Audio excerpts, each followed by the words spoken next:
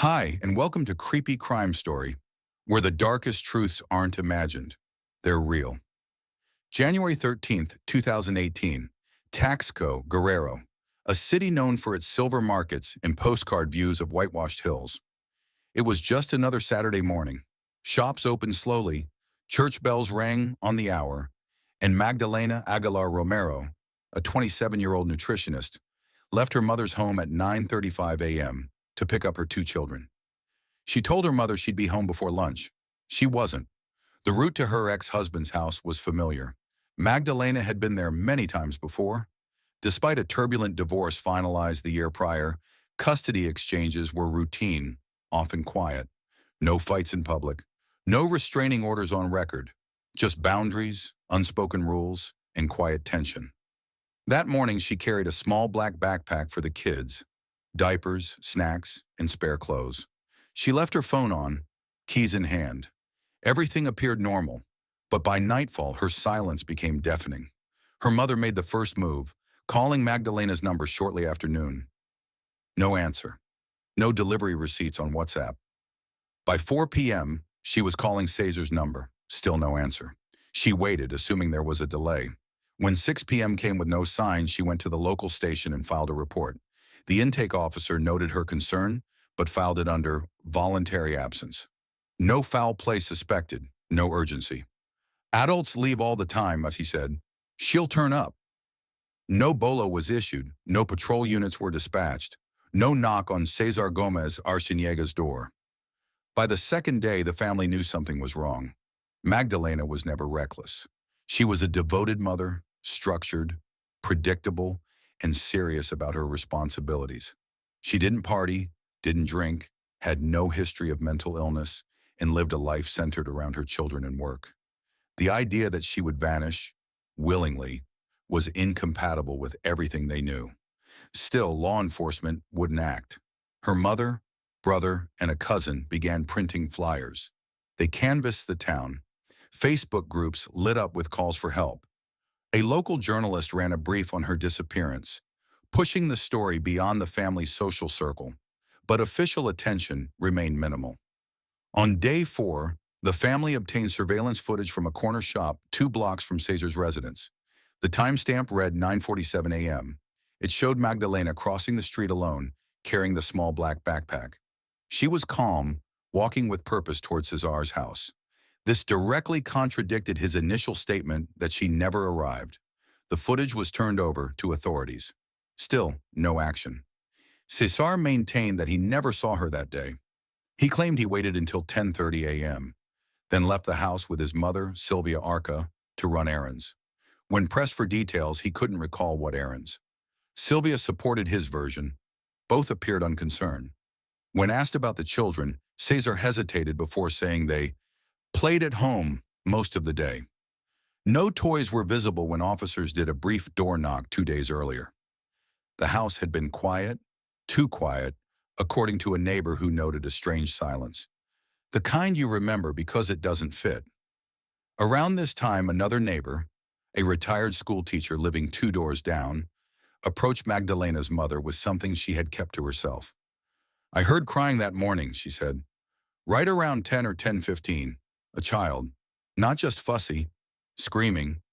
She hadn't told anyone because no one had asked. She also mentioned that Cesar hadn't taken out his garbage in several days. "He's never skipped trash day before," she said. That detail, quiet, seemingly irrelevant, would later become pivotal. Meanwhile, Magdalena's car was found parked 2 blocks away. Locked. No signs of a struggle. Her purse and phone were missing. Authorities logged it, towed it, but didn't treat it as evidence. They still categorized the case as non-criminal. On day 6, the family filed a formal complaint demanding that federal authorities take over the case. A lawyer representing the Aguilars pointed to conflict of interest concerns, a known family connection between Cesar's relatives and a member of the municipal council. That pressure created movement. A federal investigator, Lieutenant Horacio Rivera, was dispatched from Chilpancingo to review the case. Rivera's first action was to revisit the surveillance footage and cross-reference cell tower data from Magdalena's number. He found something troubling. Her phone had pinged only once, briefly, at 10:05 a.m. near Cesar Street. Then it went dark. The signal cut completely, no outbound calls, no messages, no app activity. According to the technician's notes, the phone was either destroyed or turned off manually. He also reviewed the brief statements taken from Cesar and Sylvia. Rivera found their recollections too aligned, rehearsed, lacking human texture. The data aligned too cleanly, he wrote in his preliminary memo.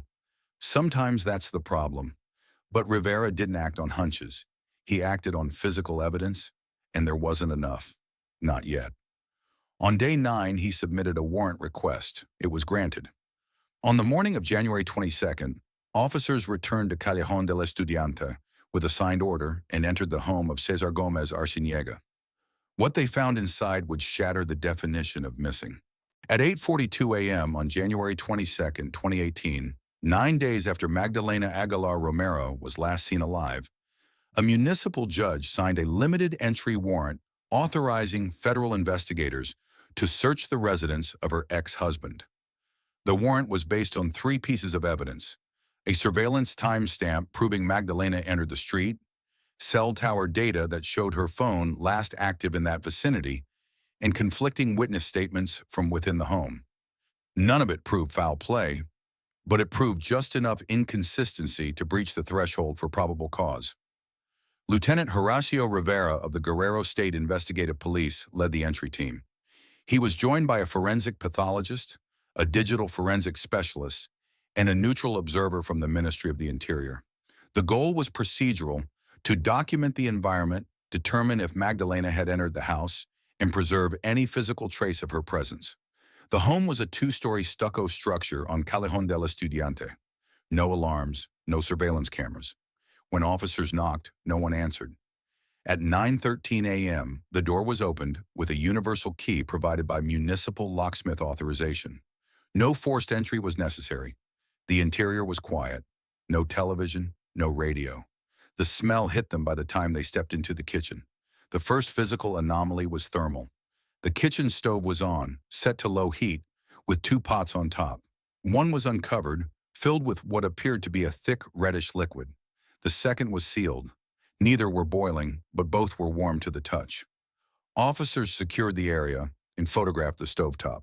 The forensic team opened the sealed pot using gloved instruments. What they found inside was not food. Preliminary visual examination identified human tissue, muscle strands, dermal layers, partial bone segments.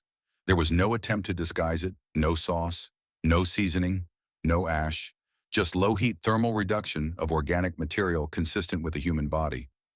Lieutenant Rivera ordered the full property to be locked down. The children were not in the house, no adults were present. A secondary sweep of the kitchen uncovered a commercial freezer unit placed against the far wall. Non-standard in a domestic setting. It was secured with a child-proof latch, but the lock was worn. When opened, investigators discovered 2 large black trash bags. One was labeled in faded marker, clothing. The other had no markings. Inside the unlabeled bag were human remains: femur, thoracic cage, ligaments still attached. Visual confirmation suggested partial decomposition, but clear evidence of dismemberment. The cuts were not clean. Forensic assessment at the scene ruled out industrial tools. Instead, they identified common serration patterns consistent with kitchen-grade butcher knives. The tissue showed evidence of post-mortem manipulation. No defensive wounds, no arterial spray in the surrounding environment. Blood pooling patterns suggested internal transfer rather than on-site trauma. The second bag, marked clothing, contained garments later confirmed by family to belong to Magdalena. Her bra was torn. Her pants were cut down the side. Forensic luminol screening revealed trace amounts of blood inside the pant legs, waistband, and sleeves of the shirt, but not on the outer layer. Blood type was later confirmed as O positive, consistent with Magdalena's medical records. No other human remains were found in the rest of the kitchen. However, in the oven compartment, investigators recovered an aluminum baking tray containing burned organic matter. Carbonization was too advanced for field identification. Samples were sent to the Federal Forensic Lab in Mexico City for analysis. Subsequent tissue examination confirmed the presence of uterine and intestinal fragments. suggesting partial evisceration and attempted heat destruction of internal organs. Digital forensic assessment of a laptop on the dining table revealed three recently deleted search terms: how to dispose of human body, how to clean blood from freezer, and how long until human tissue smells. The browser history was otherwise wiped. The system's internal clock showed a time sync anomaly, indicating manual clock tampering within the last week. Rivera wrote in his case report, "This was not improvisation, this was methodical." Down the hallway in a locked storage cabinet, officers located a plastic bin containing miscellaneous children's toys. Among them was a spiral notebook with loose crayon drawings. The most recent page, dated in a child's handwriting, showed a stick figure of a woman beside a stove with red lines coming from the pot. Another page showed a small bed with a child under it and a figure standing in the doorway. The two children were located the same afternoon in the custody of a relative. They were not interviewed immediately due to trauma risk. A pediatric psychologist was assigned to evaluate their condition and determine interview readiness under protective protocols. At the time, both children were aged under 7. By 6 p.m. that day, the house was reclassified from search target to primary crime scene. All entry points were sealed. Forensic teams worked under alternating shifts through the night to preserve environmental conditions. The residence was declared uninhabitable and placed under evidence chain of custody protection. No one had reported Magdalena's presence in that home. No one had heard her leave.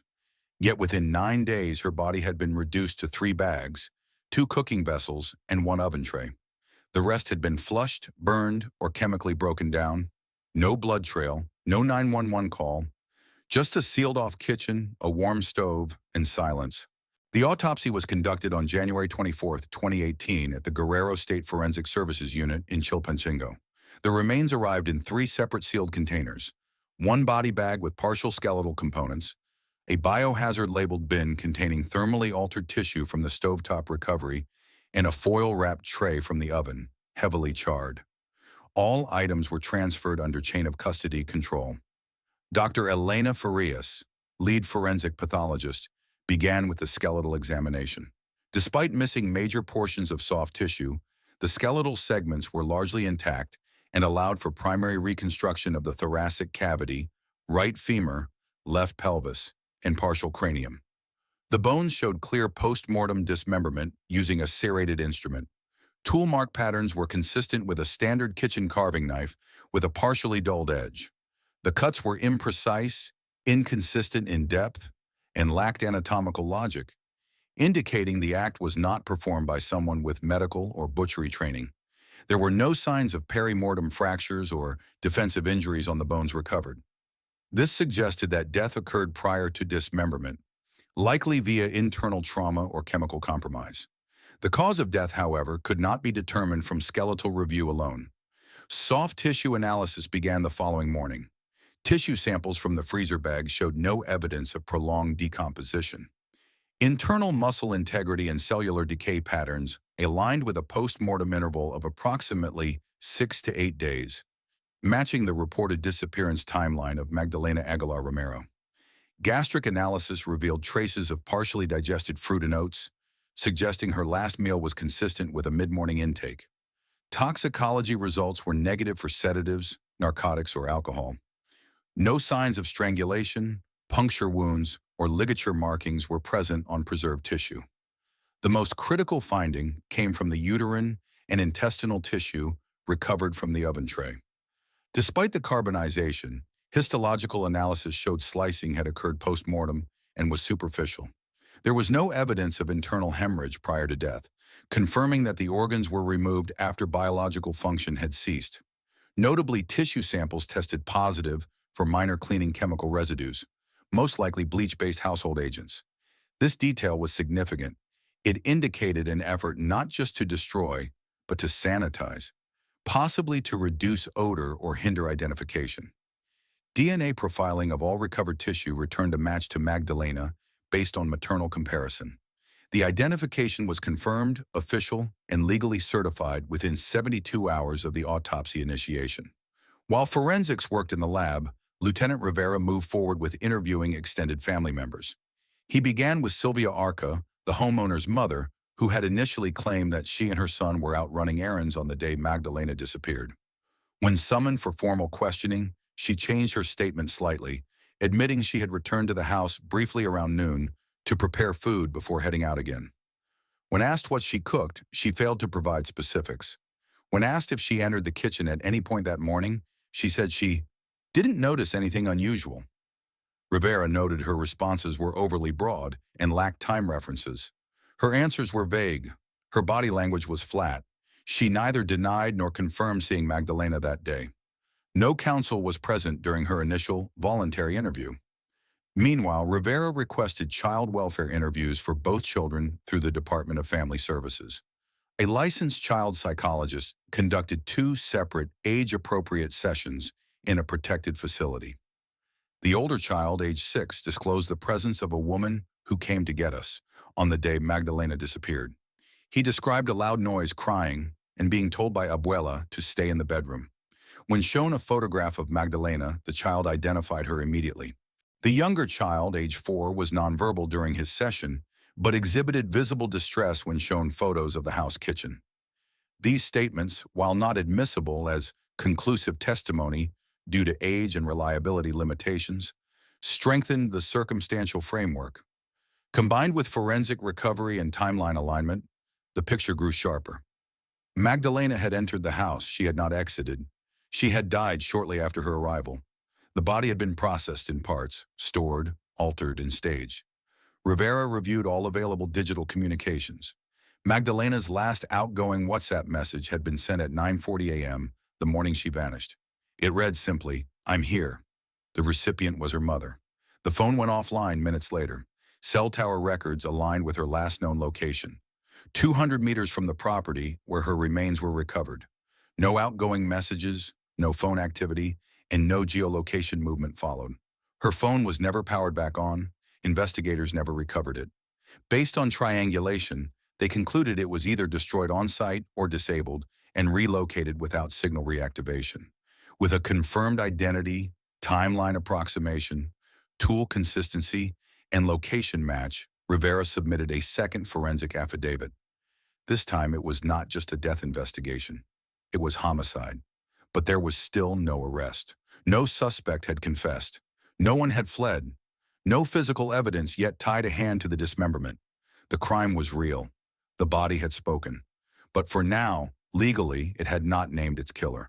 The forensic search of the residence produced one more item of interest. A gray HP laptop found on the dining table, partially powered but disconnected from Wi-Fi. While initially overlooked in the sweep of physical evidence, the device became central to the investigation when digital forensics recovered deleted browser activity, manual file purges, and signs of system tampering. A technician from the Guerrero State Cybercrime Division cloned the hard drive on January 23, 2018. The user account had no password protection. The desktop was mostly empty except for a single folder labeled Receipts. Its contents included scanned bar tabs, outdated tax forms, and one PDF, an installation manual for a deep freezer unit matching the make of the one found in the kitchen. The real value lay in the recovery partition. Forensic software reconstructed 78 recently deleted files, many with timestamp inconsistencies. Most were small cache fragments, but a subset revealed browsing history from January 11th to 13th. Specifically, search queries related to body decomposition, bleach effectiveness on organic waste, and regional garbage collection schedules. The most damning artifact was a local HTML snapshot of a guide titled, "How to Clean Human Remains." Amateur approach. It had been saved to the local disk at 10:18 a.m. on January 13th, within 30 minutes of Magdalena's last known communication. This snapshot had no metadata suggesting accidental download. It was saved manually. Metadata from image thumbnails in the system cache also indicated a viewing session of a Spanish-language crime documentary on YouTube related to forensic detection failures. No user login was recorded. The page had been opened in an incognito window, but cached via a RAM write failure during session hibernation. Meanwhile, a second digital source emerged, a factory reset smartphone recovered from a drawer under the television. It was a budget model Android.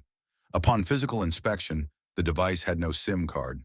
However, forensic chip-off extraction revealed partial WhatsApp activity from December 2017 to early January 2018. Among recovered texts were messages referencing, "She's pushing too hard," and "This ends before she takes them away for good." While sender and recipient fields had been scrubbed, the phone was geolocated via prior Wi-Fi signature to the same residence 3 days before Magdalena disappeared. Investigators requested digital records from the home's ISP. The IP logs confirmed that the residence had connected to Google search servers between 9:30 and 11:00 a.m. on January 13th. A sudden Wi-Fi shutdown was logged at 11:02 a.m., consistent with the phone and laptop both going offline. No reconnection occurred that day. The router's system log had been cleared, likely using a hard reset function. Power logs from the local utility company showed no outage. This digital evidence stack did what the kitchen scene alone could not. It provided intent. Lieutenant Rivera compiled all digital forensics into a supplemental affidavit. The timeline was now synchronized: search history, cell tower data, device activity, and forensic timestamps. The data did not prove who made each search, but it confirmed the device was active during the timeframe Magdalena was in the house and went missing. The search warrant also authorized seizure of secondary digital devices. Investigators recovered a desktop from the bar owned by the homeowner and a backup drive mislabeled as promotions. Forensic imaging of this external drive revealed a deleted folder dated January 16th. File recovery extracted a spreadsheet listing surveillance camera coverage zones across the block, most likely used for planning movement or understanding neighborhood blind spots. The document was created but never opened again. Up until this point, the legal theory remained circumstantial. The remains confirmed death, the dismemberment confirmed concealment, but the digital pattern introduced premeditation. Rivera updated the case status. What began as a missing person escalated to suspected homicide, now entered a new classification: qualified feminicidio, a hate-motivated gender-based murder under Mexican criminal law Article 325. No one had yet confessed. No direct witness had seen the act. But the digital cut, unlike flesh, left a cleaner trace. The body was identified. The devices were traced. The digital trail was intact. By late January 2018, investigators had built a timeline that aligned Magdalena Aguilar Romero's disappearance with the location, the data, and the forensic findings inside the home she had last entered. What they didn't have was the suspect. He was gone. When Guerrero state officers returned to the house after the initial search, the property was sealed, but the man listed on the lease, the one who claimed he hadn't seen Magdalena that morning, was no longer in the area. No known vehicles, no bank activity, no mobile number active in his name. As investigators would later put it, he didn't just flee, he erased himself. The state issued a local warrant in February 2018. A national bulletin followed. In April, the case was elevated to federal jurisdiction, and Interpol issued a red notice under the charge of qualified feminicidio. Surveillance of relatives turned up no leads. Multiple locations were checked: bars in Guerrero, rental properties in Puebla, a cousin's address in Oaxaca. No match. It was as if he had vanished with the same deliberate care that went into cleaning his kitchen. Investigators knew this wasn't a spontaneous disappearance. It was planned. The laptop browser history, combined with the bleach residue and deep freezer purchase, all pointed to methodical intent. The same method likely applied to the suspect's own exit. Rivera noted in his final state-level report, "Subject prepared for the aftermath, not just the act." Years passed. The case was revisited every 6 months. Leads were exhausted. The press stopped calling, but the family didn't. In 2019, Magdalena's mother submitted a petition through a women's rights organization demanding the case be kept open and federally monitored. The story resurfaced briefly in national outlets. Her photo appeared on digital billboards in southern Mexico. But without an arrest, the case risked becoming just another file number. That changed on July 6, 2022. A bar fight in Tijuana. 2 men.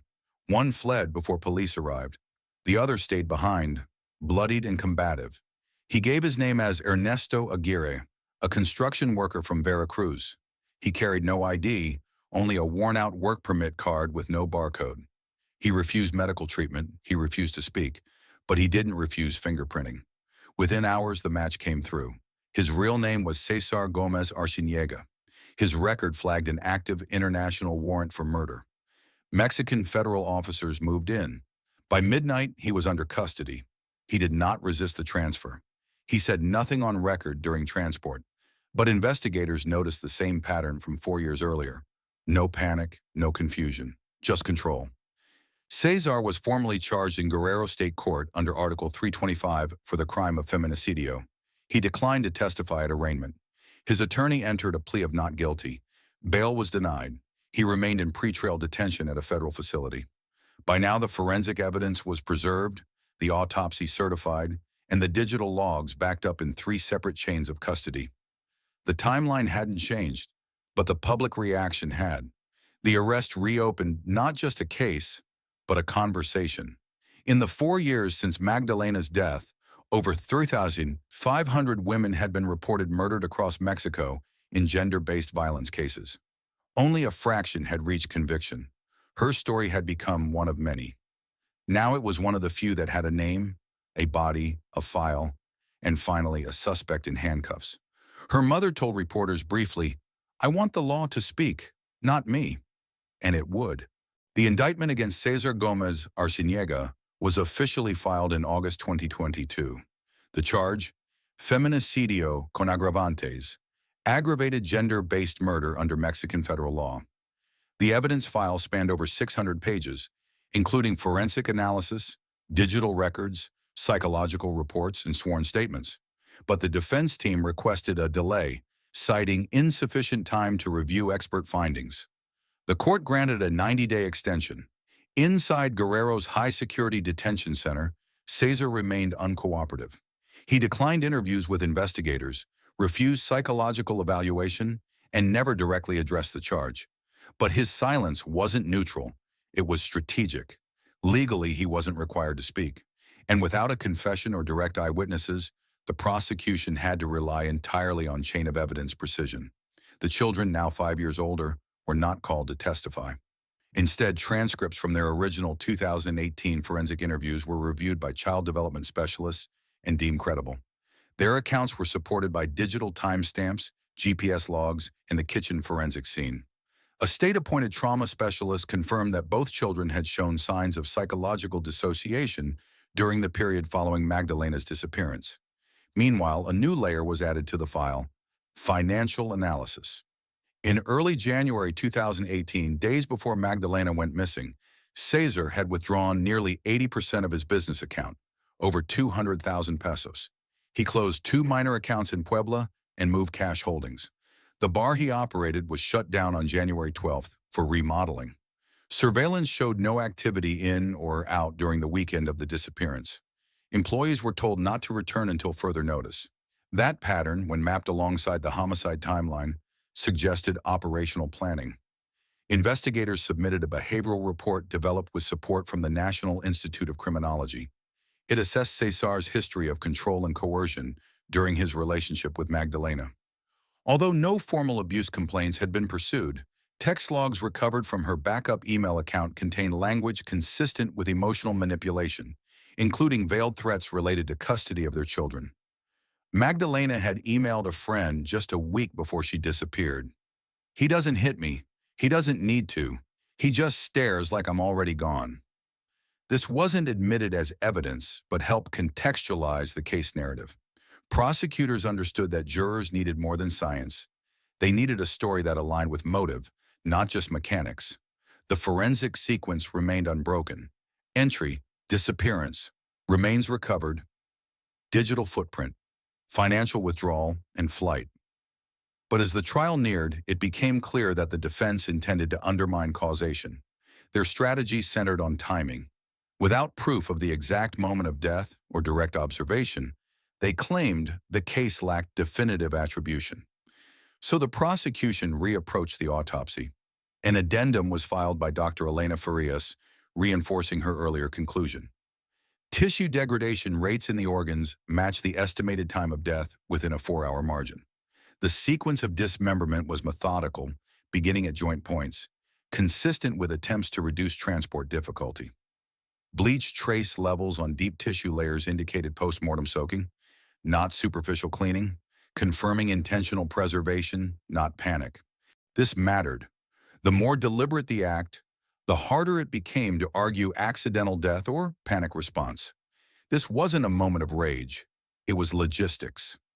One additional point of pressure came from Sylvia Arca, the suspect's mother. She remained in custody on obstruction and evidence tampering charges. Her initial statements had shifted repeatedly. In a sealed deposition, she admitted knowing Magdalena was in the house that morning. She admitted leaving the kitchen because the children were crying. But she stopped short of identifying who killed Magdalena. She said she did not look, that she never touched anything, and did what she was told. That testimony became key. It placed her at the scene, confirmed Magdalena's presence, and reinforced the timeline. While it didn't name the killer, it dissolved the plausible deniability of Cesar's alibi. The pre-trial phase concluded in November 2022. The court ruled that the case would proceed to a full criminal trial beginning February 2023. By then, 5 years had passed. 2 children had grown up. One kitchen had been sealed and cataloged, and the image of Magdalena, the victim once dismissed as missing voluntarily, now stood as the center of a federal homicide trial. What the public never saw was the exhaustion behind that progress. The mother who filed paperwork every month for updates, the psychologist who transcribed drawings, the technician who spent 30 hours recovering deleted cache files. These people didn't make headlines, but they built a prosecution from fragments. And that's what the system demands. Not drama, discipline. The courtroom opened on February 6, 2023, 5 years and 24 days after Magdalena Aguilar Romero disappeared. The building was ordinary, the air inside controlled and sterile. But the weight of what was being decided there was neither routine nor clinical. The charge was murder with gender-based aggravation. The evidence was built from tissue samples, hard drives, and timelines. And the burden of persuasion now shifted to the prosecution. Lead prosecutor Ana Lucia Navarro entered with over a dozen physical exhibits and 3 expert witnesses scheduled for opening week. Her strategy was clear. No theatrics, no sentiment, just documentation. In a country where less than 30% of feminicidio cases reach conviction, the weight of procedure had to do the work of outrage. The first to take the stand was Dr. Elena Farias, the forensic pathologist. Her testimony began with the autopsy report and proceeded point by point through the sequence of body processing. The prosecution submitted photographs, not to shock, but to support anatomical findings. Farias stated under oath that the dismemberment had no anatomical purpose and was executed with unskilled hands. Cuts to joint margins, repetitive sawing marks, and tool slips consistent with hesitation or lack of experience. She identified the cause of death as undetermined due to post-mortem manipulation, but stated with certainty that the victim was deceased prior to dismemberment. She testified to chemical residue in muscle tissue, chlorine compound traces indicating post-mortem submersion in a common household cleaning solution. The bleach levels were not incidental. The cleaning was intentional, not accidental contact. She did not speculate about motive or identity. The defense, led by attorney Javier Guano, challenged the timeline. He argued that the post-mortem interval estimate left a margin wide enough to raise doubt. He questioned whether multiple individuals might have had access to the scene. But Farias held firm. None of her findings supported evidence of a secondary actor, and there were no signs of additional DNA on any of the recovered instruments, surfaces, or remains. Next was the digital forensic specialist, Eduardo Rivas, who walked the jury through metadata chains.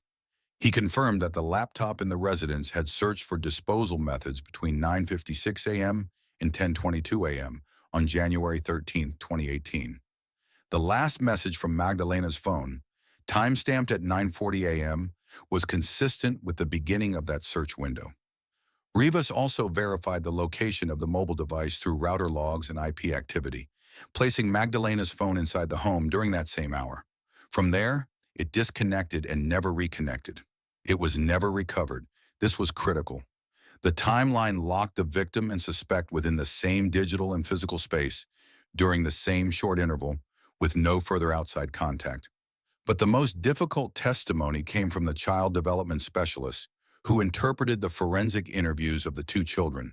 The court had ruled their recorded interviews admissible in summary form under child protection statutes. The specialist explained how trauma-informed analysis allowed for corroboration without direct testimony. The older child had described a loud noise, then quiet, and being told not to open the bedroom door. He drew a picture of the kitchen stove with something burning. The younger child had scribbled red lines around a stick figure, repeated across several drawings. The defense objected. The court allowed it in with limitations. The value was not in the precision of the children's memories, but in their consistency and the alignment with forensic evidence. When the court recessed that day, none of the testimony had proven who wielded the knife, but what had been shown, beyond reasonable dispute, was that Magdalena died in that house. Her body had been altered. Her phone and belongings were never recovered, and the man on trial had no documented activity outside the house that entire day.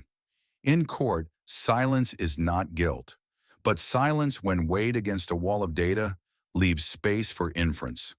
On the second week, the prosecution brought forward the financial analyst. They introduced statements showing Cesar's bank withdrawals, the closure of business operations, and an unexplained cash purchase for the freezer 2 days before Magdalena disappeared. They showed surveillance footage of the appliance being loaded into his truck. Defense cross-examined, focusing on intent.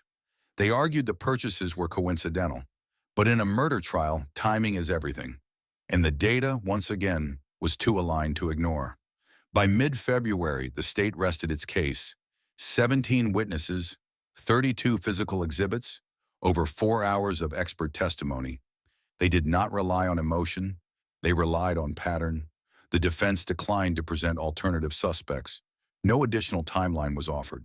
Their argument centered on legal insufficiency, lack of direct cause of death, lack of eyewitness, and presumption of innocence.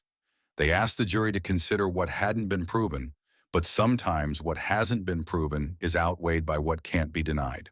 On May 19, 2023, in a courtroom in Guerrero, Mexico, Judge Sergio Aguilar read the verdict in the case of the People versus Cesar Gomez Arciniega. The defendant, present and expressionless, stood accused of the aggravated murder of Magdalena Aguilar Romero, his former wife, the mother of his children, and a woman whose remains had been found in his kitchen half a decade earlier. The trial had spanned weeks. The forensic analysts, the pathologists, the digital specialists, and the child trauma experts had laid down the case piece by piece. No confession was offered, no mitigating explanation. The defense relied on silence and technicality, but the court relied on evidence. Cesar Gomez Arciniega was convicted of feminicidio agravado and sentenced to 55 years in federal prison without the possibility of early release.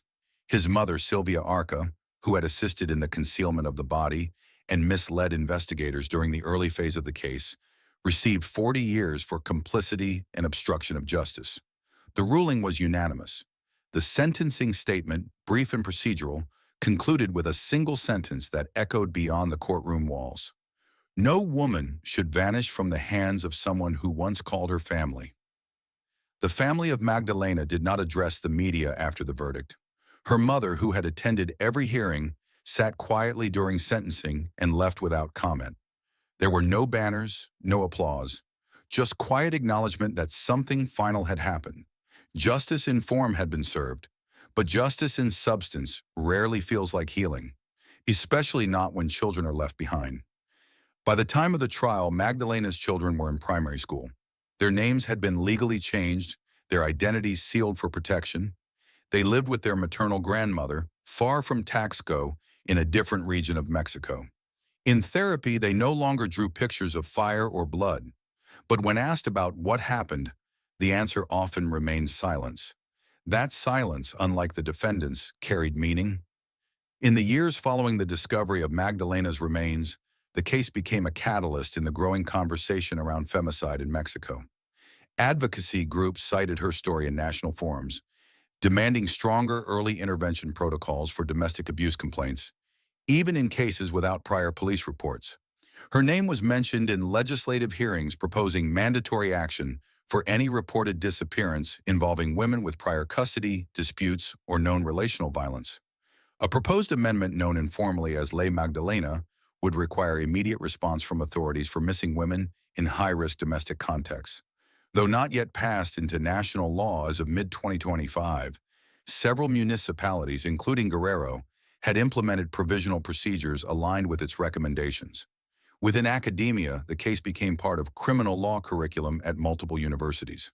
In training modules for prosecutors and law enforcement, the Magdalena Aguilar case is referenced as a textbook example of the cost of delayed intervention and the value of digital forensics in domestic homicide investigations.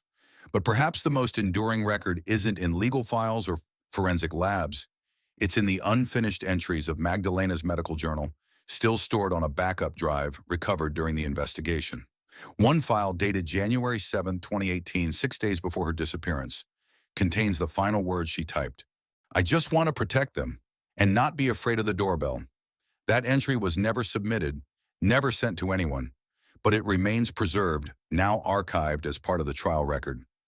Magdalena's life didn't end with the verdict. Her story continued, structured into systems, etched into policies, and whispered in the training of young officers who may now think twice before dismissing a mother's disappearance as voluntary. The crime was grotesque. The concealment was deliberate. But what followed was institutional reckoning. The case of Magdalena Aguilar Romero is no longer about a body found in a freezer or bones on a stove. It's about the gap between reporting danger and being believed, the distance between violence and accountability, and the permanence of choices that were once seen as private family matters. Sometimes justice comes late, but when it does, it must be clear, measured, and unflinching. Because justice delayed may not always be justice denied, but it is never enough on its own. What happened to Magdalena is something no one should ever experience, yet her story echoes in the lives of many who go unheard, unseen, or disbelieved. As someone who has followed every thread of this case, I can say this: silence never protects the victim, and ignoring the signs only enables the predator. We owe it to each other to speak up, to look closer, and to act sooner. What do you think we can do better, as neighbors, as families, as a society, to make sure stories like hers don't repeat? I'd love to hear your thoughts in the comments. Did this case resonate with you? Let me know where you're watching from, or why this story stayed with you. And if this video moved you, even just a little, hit that subscribe button to stay with me through more real stories that matter.